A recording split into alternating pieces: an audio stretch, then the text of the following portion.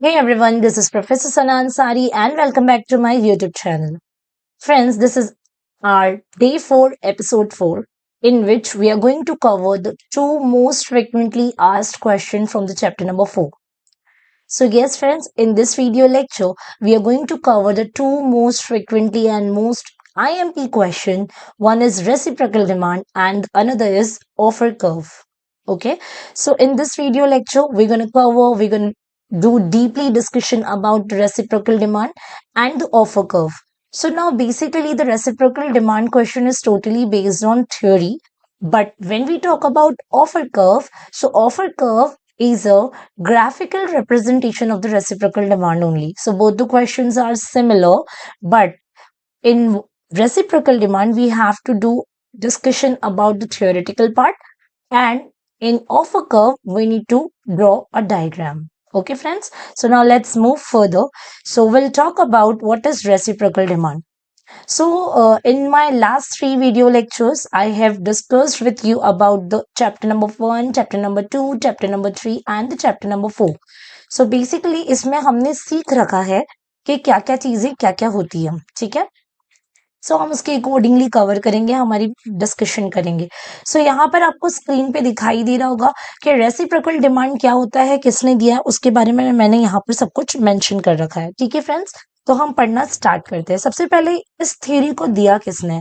जैसे आपने Ricardian theory पढ़ी है दोस्तों, जैसे आपने हेक्सचर-रोलिन थ्योरी पढ़ी, factor abundance and factor intensity, जिसमें मैंने आपको बताया था कि first we have to write introductory part, then we have to move further.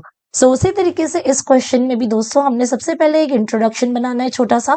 इस थ्योरी के भी कुछ अजम्पशंस हैं, हम उसको भी डिस्कस करेंगे एंड देन हम आगे प्रोसीड करेंगे। सो जैसे मैंने बताया कि रेसिप्रोकल डिमांड ये क्वेश्चन आता है, तो इसमें just you all have to write the theory part, but offer कब आएगा तो इसी थ्योरी का आपने डायग्राम वहां पर ड्रॉ करना है। ठीक है, सो हम रेसिप्रोकल डिमांड को सबसे पहले सीखेंगे कि ये होता क्या है। ओके, सो स्क्रीन पे आपको दिखाई दे रहा है फ्रेंड्स, ये थोड़ा सा कट गया है but it is reciprocal demand दोस्तों। सो हम देखते हैं कि ये थ्योरी हमें दी किसने है। तो as you can see in the screen, John Stuart Mill, an English classical economist 1806 to 1873, introduced the demand factor in explaining the terms of trade. Reciprocal demand refers to the mutual demand for each other's goods by the trading partners. Yes, अब मैं आपको सबसे पहले आपके दिमाग में एक question click होना चाहिए कि रेसिप्रोकल का मतलब क्या होता है। सो जरा सा सोचिए दोस्तों कि रेसिप्रोकल का मतलब क्या होता है। तब तक के लिए मैं आपको इतना बता दूं कि भाई ये जो थियरी है वो हमें किसने दी है? ये थियरी हमें दी है प्रोफेसर जॉन स्ट्रटमेल ने। सो आपको इनका नाम याद रखना है ऑब्जेक्टिव के लिए, ठीक है? हाँ, तो इस थियरी को, रेसिप्रोकल डिमांड थियरी को जॉन स्ट्रटमेल ने दिया है। अब देखिए उन्होंने कहा क्या है, मैंने आपको बताया था कि इसका मतलब क्या होता है। रेसिप्रोकल का मतलब होता है समथिंग इन रिटर्न्स या फिर एक्सचेंज करना, but there should be two party involvements. Okay, so यहाँ पर आप इंटरनेशनल ट्रेड के कॉन्सेप्ट में अगर रेसिप्रोकल डिमांड की बात करते हैं ना, so it is nothing but the mutual understanding between the trading partners और the trading countries, those are exchanging their goods and services.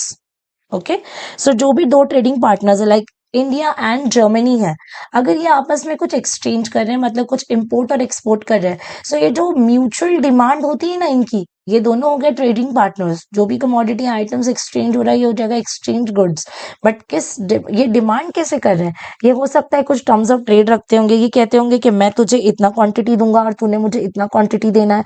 सो ये जो म्यूचुअल डिमांड ये लोग सेट करते हैं ना दो कंट्रीज आपस में दोस्तों, इसी को हम कहते हैं रेसिप्रोकल डिमांड। ओके, तो चलिए आगे बढ़ते हैं हम। अब यहाँ पर आप देख सकते हैं, it represent the strength and elasticity of one countries demand for another countries commodities in exchange for its own goods at different prices ratios of exports and imports.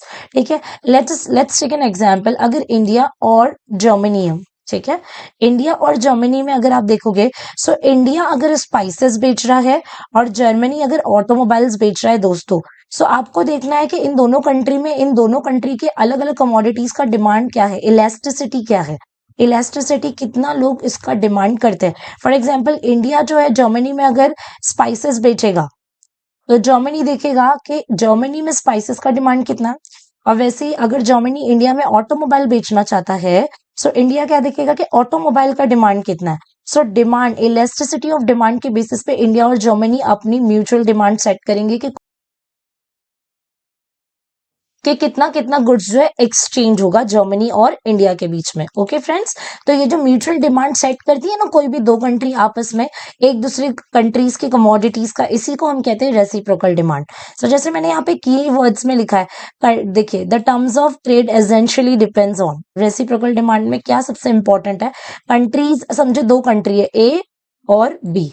So country A is demand for goods from country B. Country A कितना demand करती है country B के goods का, और country B is demand for countries A, मतलब country B कितना demand करती है कंट्री ए के गुड्स का। ठीक है, सो कंट्री ए और बी एक दूसरे के गुड्स का कितना डिमांड करते हैं और किस टर्म्स ऑफ ट्रेड पे उस डिमांड को म्यूचुअली डील करते हैं और सेट करते हैं, इसी को हम कहते हैं रेसिप्रोकल डिमांड। ओके फ्रेंड्स, चलिए ये थियरी हमारी जो है कुछ अजम्पशंस पे डिपेंड करती है दोस्तों, तो हम एक बार अजम्पशंस को भी देख लेंगे। ठीक है, चलिए सबसे पहला assumption, two countries and two commodities, yes, but obviously मैंने इंडिया एंड जर्मनी का एग्जांपल दिया, कंट्री ए कंट्री बी बोला, आपने देखा मैं यहाँ पर दो कंट्रीज के बारे में बात कर रही हूँ। सो दो कंट्री होना जरूरी है जब भी आप रेसिप्रोकल डिमांड का थियरी लिख रहे हैं, और दो कमोडिटी भी होना चाहिए जो दोनों कंट्री एक दूसरे की शेयर और एक्सचेंज करेंगे।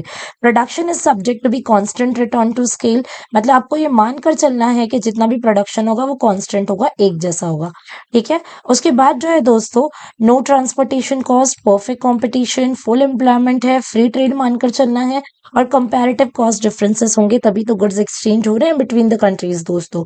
ओके, सो ये जो सारे अजम्पशंस है आपने देखा, रिकार्डियन थियरी, हेक्सर-हॉलन थियरी, हर एक थियरी में ऑलमोस्ट यही अजम्पशंस रिपीट हो रहे हैं दोस्तों। सो अजम्पशन को अच्छे तरीके से पढ़ लें क्योंकि ये आगे तक काम आने वाला है, और यही सिमिलर पॉइंटर्स आपने लिखने भी है।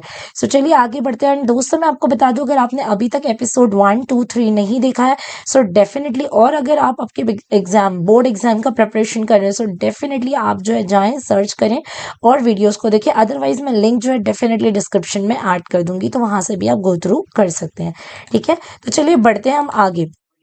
यहाँ पर एक टेबुलर फॉर्म में रेसिप्रोकल डिमांड को मैंने बताने की कोशिश की है, तो हम डेफिनेटली इसके बारे में भी थोड़ा सा पढ़ लेते हैं दोस्तों। ठीक है, अब देखिए यहाँ पर दो कंट्री बता दी गई है, इंडिया एंड जर्मनी, और आपको स्पाइसेस एंड ऑटोमोबाइल्स दिखाया गया है, और उसका रेशियो बताया गया है दोनों को एडजस्ट करने पे, कि अगर इंडिया 9 स्पाइसेस एंड 6 ऑटोमोबाइल्स बनाएगा, सो इंडिया को क्या चीज बनाने में ज्यादा फायदा होगा, और जर्मनी अगर 10 स्पाइसेस एंड 10 ऑटोमोबाइल बनाएगा तो क्या फायदा होगा। So Germany has a comparative advantage, yes, Germany को स्पाइसेस एंड ऑटोमोबाइल दोनों ही बनाने में फायदा है, लेकिन हमने अजम्पशन में क्या पढ़ा कि आपको कंपैरेटिव कॉस्ट थियरी मानकर चलना है, कि मतलब इंडिया क्या करेगा, ऑटोमोबाइल बेचेगा, सॉरी स्पाइसेस बेचेगा, क्योंकि India is good in spices production, and what Germany will do, the rest of thing only Germany will do. तो बचा क्या है, 10, क्या बचा है, ऑटोमोबाइल, तो जर्मनी ऑटोमोबाइल बेचेगा। हालांकि जर्मनी दोनों ही चीजें बना सकता है, बट यहाँ पर theory is based on what, assumption, and assumption कौन सा वाला, कंपैरेटिव कॉस्ट। तो आप कॉस्ट कंपेयर करेंगे, जिसको जिसमें कॉस्ट कम लग रहा है वो बनाए और बेचे। ठीक है, now trade will be beneficial to both the countries, yes. India gets more than 0.66 mobile automobile from 1 unit of spices. अब देखो जब आप इसको रेशियो निकालोगे ना, सो इंडिया को जो है, जब इंडिया अपना स्पाइसेस दे के ऑटोमोबाइल खरीदेगा ना जर्मनी से, सो इंडिया को 0.66 का फायदा हो रहा है। ठीक है, वैसे ही जब जर्मनी अपना ऑटोमोबाइल देके इंडिया से स्पाइसेस लेगा ना, तो 1 यूनिट का इसको स्पाइसेस का फायदा हो रहा है। सो मतलब दोनों ही कंट्री को अपनी अपनी जगह जो है फायदा हो रहा है। सो इसलिए जर्मनी अपने ही देश में बनाएगा नहीं, बल्कि स्पाइसेस को खरीद लेगा। हालांकि वो दोनों ही चीजें बना सकता है, लेकिन जब वो बाहर देश से खरीदेगा तो उसको पर यूनिट स्पाइसेस एक्स्ट्रा मिलेगा, और इंडिया को क्या मिलेगा, ऑटोमोबाइल 0.66 से एक्स्ट्रा मिलेगा। समझ में आया, बस इसी को कहते हैं दोस्तों रेसिप्रोकल डिमांड, जहां पर आपके पास आप दोनों चीजें बना सकते हैं, बट फिर भी आप इंपोर्ट कर रहे हैं, ताकि, क्योंकि इंटरनेशनल जब आप ट्रेड करते हो ना फ्रेंड्स, तो आपको उसमें फायदा हो जाता है, यानी खुद की कंट्री में बनाकर बेचने से ज्यादा पैसा आपको कमाई कहाँ से मिल जाती है, बाहर देश में बेचने से। ओके फ्रेंड्स, सो यहाँ पर आई होप आप लोगों को रेसिप्रोकल डिमांड समझ में आ गया है, क्योंकि अब हम इसी की ग्राफिकल रिप्रेजेंटेशन को पढ़ने वाले हैं। और इसको जो है मैं आपको बता दूं कि ये जो ऑफर कर्व का थियरी है ना दोस्तों, ये हमारा ऑफर कर्व यहाँ से स्टार्ट होने जा रहा है। मैं आपको बता दूं कि ये जॉन स्ट्रेटमिल ने नहीं बताया इसके बारे में आगे। जॉन स्ट्रेटमिल ने सिर्फ थियोरेटिकल आपको जो है एक्सप्लेनेशन दिया है रेसिप्रोकल डिमांड का। इसका जो है फर्दर एक्सप्लेनेशन दूसरे इकोनॉमिस्ट ने दिया है, जिसका नाम मैं आपको सो यस, तो ये जो थियरी है जो हमें दी है किसने, जॉन स्ट्रट मिल ने, जिसे हम कहते हैं रेसिप्रोकल डिमांड। दोस्तों इसी को फर्दर ग्राफिकली रिप्रेजेंट किया है आल्फ्रेड मार्शल और फ्रांसिस एडवर्थ ने। ये दो इकोनॉमिस्ट है दोस्तों जिन्होंने मिलकर हमें ग्राफिकल रिप्रेजेंटेशन दिया है किसका, रेसिप्रोकल डिमांड का। किन दो लोगों ने दिया है, professor Alfred Marshall and Francis एडवर्थ।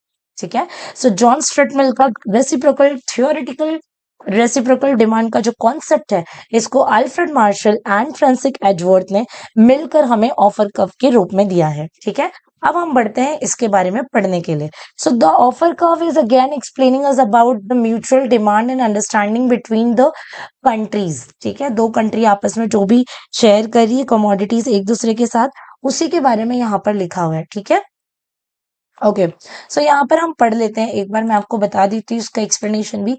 The offer curve shows the supply of commodity. Supply of commodity का मतलब होता है दोस्तों एक्सपोर्ट करना, क्योंकि जब आप अपने देश से दूसरे देश में कोई चीजें बेचेंगे तो आप उसको सप्लाई कर रहे हैं, that is all with what we call export.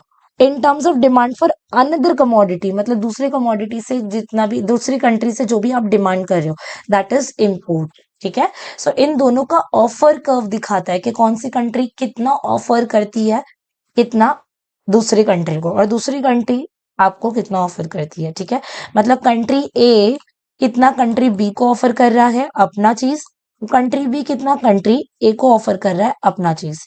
तो this is what we call the reciprocal demand, and here उसको कर्व के थ्रू दिखाने को ही हम कहते हैं ऑफर कर्व। ठीक है दोस्तों, अगेन यहाँ पे भी अजम्पशन है। अब ये क्वेश्चन आपको लॉन्ग आंसर में पूछे या कहीं पे भी पूछे या शॉर्ट नोट्स में पूछे, तो शॉर्ट नोट्स में तो आप शॉर्ट करके लिख दीजिएगा, लेकिन अगर आपको लॉन्ग आंसर में पूछे ना दोस्तों, तो आप बराबर से इसका इंट्रोडक्शन लिखेंगे, अजम्पशन लिखेंगे, एंड देन उसका डायग्राम बना के उसको एक्सप्लेन करेंगे। ठीक है, सो अजम्पशन अगेन आ चुके हैं दोस्तों, two country two commodity, constant return to scale, full employment, no trade barriers, transportation cost नहीं रहेगा, परफेक्ट कॉम्पिटिशन रहेगा मार्केट में।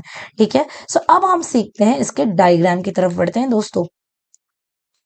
ठीक है, सो लास्ट स्टेज पे हम डायग्राम देखेंगे, हमारा क्वेश्चन यहाँ पर खत्म हो जाएगा।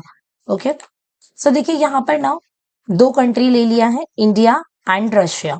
ठीक है, अब यहाँ पर आपको देखना है कि दो प्रोडक्शन पॉसिबिलिटी कर्व है और दो ऑफर कर्व है।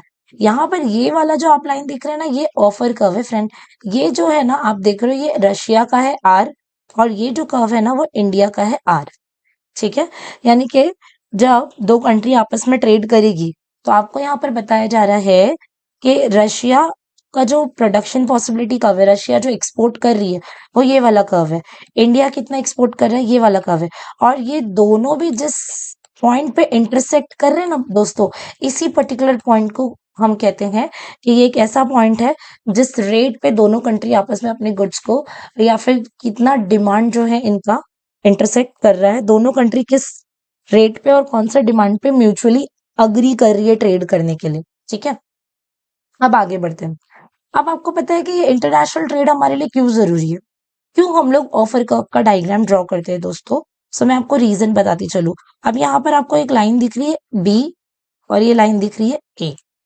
ये जो है ना इंटरनल ट्रेड है, इंडिया वाई एक्सेस पे दिखाई दे रहा है, ये बी जो है इंडिया का इंटरनल ट्रेड लाइन है, और ये जो है रशिया का इंटरनल ट्रेड लाइन है। अब देखिए जब इंडिया कोई भी चीज बना के अपने देश में बेच रहा है तो वो इतना कमा रहा है N to L, देख रहे हैं आप, ये डिस्टेंस इंडिया कमा रहा है। लेकिन जब इंडिया रशिया के साथ ट्रेड कर रहा है, ये देखिए रशिया, तो वो डायरेक्ट ई से एन कमा रहा है। तो दोस्तों कमाई किस में ज्यादा हो रही है, इंटरनली किसी चीज को बेचने में या एक्सटर्नली। आपने देखा इंटरनली में हम इतना एरिया कवर कर रहे हैं, हमारा लाइन देखिए ये है बी वाला line, this is internal trade line. लेकिन जब आप रशिया से ट्रेड कर रहे हैं तो आप उतने ही कमोडिटी से कितना कमा रहे हैं, N to E। समझ में आया दोस्तों, सो इसे कहते हैं ऑफर कर्व। ठीक है, सो जब आप इंटरनली ट्रेड करते हैं दैट मीन्स आपको कम यूनिट्स मिल रहे हैं या आप कम कमाई कर रहे हो। लेकिन जब आप अनदर कंट्री के साथ इंटरनेशनल ट्रेड में आते हो, सो आपको आपकी कंट्री से ज्यादा फायदा होता है दूसरे कंट्री के साथ ट्रेड करने में। ओके, उसी तरीके से रशिया का भी है फ्रेंड्स। तो आई होप ये आपको डायग्राम समझ में आ गया होगा। अगर आपको कोई भी डाउट एंड डिफिकल्टी है आप कॉन्टैक्ट कर सकते हैं मुझे। And that's all enough for today friends, bye bye, have a nice day and take care, keep supporting, keep watching, and all the best for your examination. Bye bye, have a nice day and take care.